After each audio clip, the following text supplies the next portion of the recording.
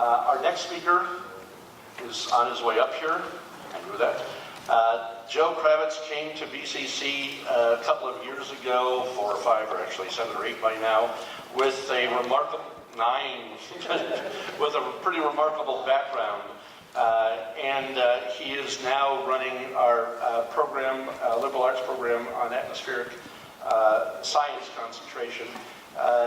We never call him a weather person because he has such a great background in the sciences of climatology.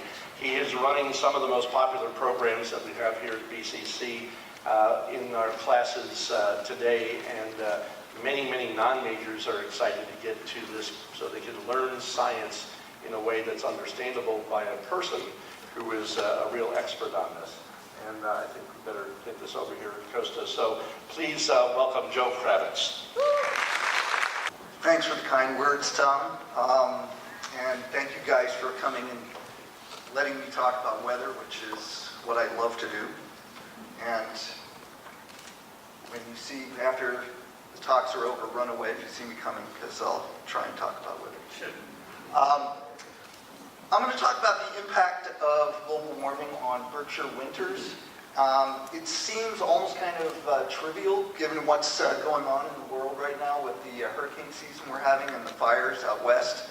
But for anybody who has lived in Berkshire County for any length of time, you know that our winter weather is very critical in terms of our economy. Got a picture here of Jiminy Peak and the always present driveway plow guy. People who do plowing in the winter, all the money that these ski areas bring into the county, and also just from a lifestyle perspective. I suspect a lot of you guys do this too, but I love to do winter sports. I used to anyway. I don't get to do as much anymore.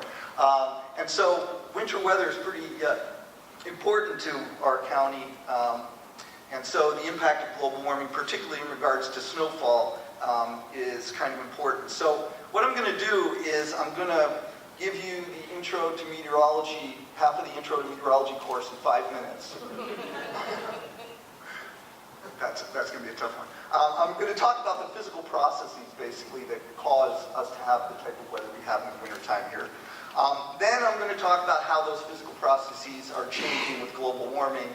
And then finally, I'm going to show you observational data going back to the 1960s for actual weather data to see if it coincides with what we would expect to happen given the changes in the physical processes. So, if you don't like to look at complicated maps, just ignore the right side and just read the words. But for anybody who lives in the middle latitudes, particularly where we live in New England and Berkshire County, the key thing in determining what our weather is going to be in the winter is the jet stream. And in particular, what we call the polar front jet stream, which I'll talk about what that means in a second. But just, everybody kind of knows what a jet stream is. It's a river of rapidly moving air, strong winds at the top of our weather layer. Our weather layer, the lowest layer in the atmosphere, is called the troposphere, and then you get into the stratosphere. But a jet stream is this river of wind, and basically this is just showing wind at the level of the jet stream. And you can see that in the wintertime it tends to run over New England, run over North America, and we actually tend to generally in the wintertime be north of that jet stream. Here's a technical slide. Once again, just ignore this, but I think it kind of illustrates the whole idea of a jet stream pretty well. And that is that what causes the jet stream is the fact that we have uneven heating of the planet. We have a round globe, and that's responsible for most of the weather phenomenon. And so in lower latitudes, it's warm air expands, cold air to the north contracts, and that basically creates weight differences or pressure differences, and pressure differences is what causes wind. So basically, I like this one because it shows that basically if you have a ball that's the air, it'll roll downhill, which means from south to north. And the steeper the slope, meaning the bigger the difference in temperature, the faster the wind is going to blow. Why doesn't the jet stream blow from south to north? If that's the case, well, there's something called the Coriolis effect, which basically turns to the right, and basically what it means is the Earth is round and it's rotating counterclockwise. And so the wind rotates counterclockwise, and we end up with a west-east wind for the jet stream. The main jet stream in the wintertime is what we call the polar front jet stream, and the term front is basically a military term, which means you've got cold air. It's great with weather because we can use colors, and everybody understands what the colors mean, because purples and blues, the color your lips turn when you go outside in the cold. It's cold, and the color, whoops, sorry about that. The color your face turns in the summertime, the warm colors, is the reds and the oranges. Or the color of food ads, because apparently red and orange make you hungry. So don't look at the purple, or look at the purple if you're worried about lunchtime coming. And so basically you can see that there is this region where there's a very, very strong contrast in temperature from south to north, and we call that the polar front. And it's because the sun is basically on the other side of the equator in the wintertime. These areas are still getting plenty of sun. These areas are getting diddly. Is that a scientific term? Diddly. So there's a big change in temperature from south to north in the wintertime. And it generates these fast winds. The stronger the temperature contrast, the faster the winds.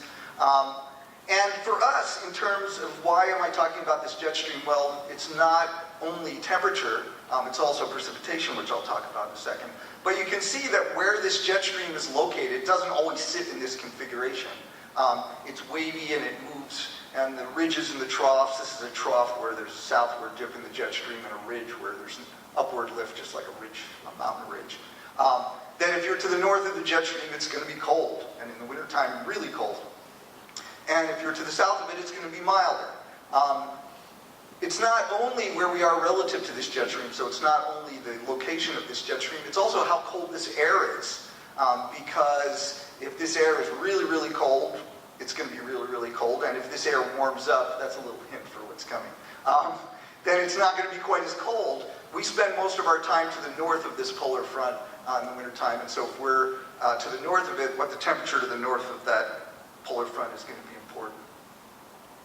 It's also important in terms of precipitation because the things we call winter storms also form along that polar front. And you can see, if you have really good eyes, you can see there's an L here, which means there's a low pressure, surface low pressure system. Storms develop along the eastern side of these troughs in the jet stream because there are these physical processes going on with the jet stream where basically what the jet stream is doing is sucking air out of the column. And that causes air to rise. Air rises, it cools, condenses, you get clouds and precipitation. Also, if you're sucking air out of the column, it's going to weigh less, which is what this L means. The actual atmospheric pressure or barometric pressure is how much the air above you weighs. So these L's are, these low pressure centers are where the storms are. And they tend to form in that location. The wind that blows around them is counterclockwise, so we get these other little fronts that develop. A warm front to the east where the warm air, since the wind is counterclockwise, warm air is moving north, warm air is running into cold air. We name the fronts based upon what's advancing. So this is the warm front, and then the cold front on the backside. So as this moves towards us, the direction that it takes is going to have a huge impact not only on our temperature, but on what type of precipitation we get. And if you look at this here, you can see, once again, we color code. Snow is blue because it's cold. Rain is green. I'm not sure why it's green. I guess we ran out of colors. And this sort of fuchsia color usually, or pink colors or orange colors usually mean a mixture of winter precipitation like sleet and freezing rain. Frozen, but not snow. So you can see, and everybody kind of knows this, right? If you watch Bob Kravitz or Steve Caparizzo, those are the two guys I watched. They're pretty good. On TV, they talk about what track the storm is going to take is going to have a big impact on what kind of weather we have. And so, once again, the location of the polar front, the location of the jet stream is critical in deciding what type of weather we're going to get because the storms track along that polar front. The wind is blowing southwest along the front and it pulls the storm to the northeast. They usually move southwest to northeast. So that you can see if the storm, relative to Berkshire County, goes to our west, it drags this warm air over us and we get usually, start out as some snow maybe, if we're lucky, transitions to sleet and freezing rain, and then maybe even eventually rain. So if the polar front is to our north and west, we get a mixed bag, maybe even rain if it starts out above freezing in this colder air to the north. However, and this is for all of us snow lovers, we know what this is all about. If the track, the polar front, and the jet stream is located along the east coast to our south and west, we stay in the cold air and we get snow. And this is what they called the superstorm at the time. Now, since the Weather Channel named it the superstorm, I'm sure we've come up with all kinds of names in my classes. This would be Winter Storm Satan or something like that. Winter Storm Ayatollah, I don't know. But in any case, they just called it the superstorm at that time. And we got about 2 feet of snow here. There was actually 2 or 3 feet of snow up and down the whole East Coast. That's pretty rare now, but we'll talk about that. In any case, so when the polar front is to our east, we get snow, and sometimes big snowstorms. We tend to call these nor'easters. Actually, it's not like we came up. The Weather Channel did not come up with the term nor'easter. Actually, it was the fishermen and the sailors in New England back in the 1800s that came up with this because they knew when the wind started blowing out of the northeast. In the wintertime, we're in for trouble. And that is because wind flows counterclockwise around these things. So as it approaches from the south, the wind comes out of the northeast off the ocean. All right, summary slide. How am I doing for time? I'm doing okay. All right. So all of this talk about what causes our weather, we can kind of summarize and just categorize it into a couple of different things. I already talked about the location. The polar front location is going to have a lot to do with our temperature. If it's to our north and west, it's going to be warmer and we're going to get mixed bag or rain. If it's to our south and east, we're going to get cold temperatures and snow.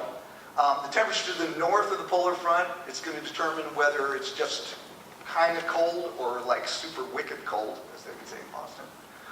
And then the last thing is the jet stream strength has a lot to do with how much precipitation you get in any given one of these storms. It's kind of only half the picture. I'll talk about the other half in a bit.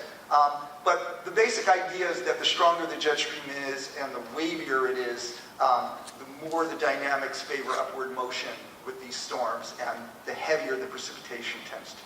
So 3 things, or really 2 main things: location of the jet stream and strength of the jet stream. All right, global warming, the elephant in the room. These are some maps showing, this is just a 5-year recent period. These are all my pictures, global warming, are taken from the IPCC, Intergovernmental Panel on Climate Change, what most people consider the ultimate scientific authority on global warming, because you have hundreds and sometimes thousands of climate scientists and meteorologists that have been studying this, going through all of the literature and coming up with conclusions every 6 or 7 years. Most recent one was 2013. So this basically shows, and this confirms, these are computer models projecting into the end of this century, that a very, very key feature about global warming that people don't realize, and that is that the warming is not homogeneous. The warming is very uneven. There is much greater warming at high latitudes than low latitudes, and much greater warming over continents than oceans. And this has a big impact on the type of weather events we get here in Berkshire County. Because basically, what our winter weather is thriving off of in terms of big storms is this temperature contrast. The stronger the temperature contrast, the stronger the jet stream, the wavier the jet stream, the bigger the storms. Also, it's warming so much to the north that when we're south of the jet stream, it's not as cold as it used to be. Even though globally we've warmed 1 degree Celsius, which is about 2 degrees Fahrenheit, let's just double it for simplicity. In these northern latitudes, even northern Alaska, temperatures have warmed 5 to 7 degrees Fahrenheit in the last 50 years. So enormous amounts. The reason why that becomes even greater over time is because there's a positive feedback loop. Snow and ice cover those areas. If you melt the snow and ice, as the temperatures warm, you expose more land that doesn't reflect the way snow does. Makes it warmer, which melts more snow, which makes it warmer, which melts more snow, on and on. And so that's why it's so much warmer to the north. Because the oceans can redistribute their surface heat to deeper levels, what we call heat capacity. You can't see it because my PowerPoint is different than the one that's here. That says capacity there. It's warming much more in the continents than the oceans. This asymmetric warming, as I mentioned, more pronounced during the winter because the snow ice albedo feedback is greater during the winter. And this is showing a projection for how much more it warms in the winter to the north and over the continents than the south compared with the summer. It's kind of cooling here because the snow melts and the ice melts when summertime comes and it makes the oceans much colder. But not to go to summer because I'm isolated to winter right now. I'm not going to think about summer, although I'd like to. In any case, we can conclude the three things we were talking about. We can conclude that the temperature to the north of the polar front is going to be warmer. The strength of the polar front jet stream should weaken as the temperature contrast weakens. One thing that you can't tell from looking at this, but I will tell you, there's a lot of studies that have been done to show it, is that the location of the polar front and its winter storm track is shifting north. And the reason is twofold. Partly because the cold pool of air is shrinking, and so basically the jet stream is following it. But even more importantly, there's this Hadley circulation, which I imagine a lot of you guys probably know about. It's this vertical circulation that controls the weather in the tropics and subtropics. One of the very strong signals with global warming is that that circulation is strengthening and expanding north. And since the jet stream is at the northern edge of that, it's expanding north. So, in fact, I'm going to show you some actual data now. One of the trends that is very consistent through all the studies is that the jet stream and the extratropical storm track is shifting northward. And also, I'll show you it's also weakening. I constructed these two maps myself. There's actually something I did that the IPCC didn't do. It's the one thing I've accomplished. But you can see, what I've done is basically starting in 1950, which is when we have data from, that the jet stream in the first half of that period is further south, and it's got a stronger core of winds. This is meters per second, so you double that for wind speed. But the configuration is the important part here. You can see that in the second half, it shifts north, it weakens, and it becomes less amplified, meaning the wave flattens out. Oops. And that may be kind of hard to see, but here you can see the wind speeds are all balled up right here, and then here they flatten out and extend over a wider period. One last thing, I said the precipitation amounts, it's critical how strong the jet stream and how wavy the jet stream is. There's one other thing that determines, aside from the dynamics of how fast the air is rising, and that's how much moisture is available condensed. It's like how wet is the sponge that we're squeezing as we lift the air. And basically, one of the things everybody kind of, I think, has a sense of is that as the air warms, there's more evaporation, and it can hold more water vapor. And the studies that are done show that in the wintertime in particular, we can see that we're sort of the southern edge of the area that is expected to get more precipitation because of that. All right, summary for this, and then I'm going to show you the real data in my last remaining minutes here. How many minutes do I have? Any? When did I start? Oh, I guess I'm almost done. All right, so in any case, bottom line of what global warming, as far as impacts on our area. Warmer temperatures, jet stream further north, jet stream weaker, more moisture available precipitation. The way this should extend into our actual sensible weather is that it should be warmer. There should be less snow and more mixed precipitation and rain. And kind of a wash with precipitation because more dynamics, less dynamics, but more water vapor available for precipitation. All right, which leads me to this. This is actually what spurred this whole talk, which is that I got a phone call from a guy who lives up in Clarksburg, Mass., retired research engineer, who's basically been keeping rigorous weather data for the last 50 years. And as far as I can tell, and I've searched high and low, believe me, this is the only continuous source of rigorous weather data for the last 50 years for Berkshire County. It's very patchy everywhere else, even the airports. This is basically what he said. And those of you who are old enough to remember know that this is true. I'm even old enough, and I'm only 40.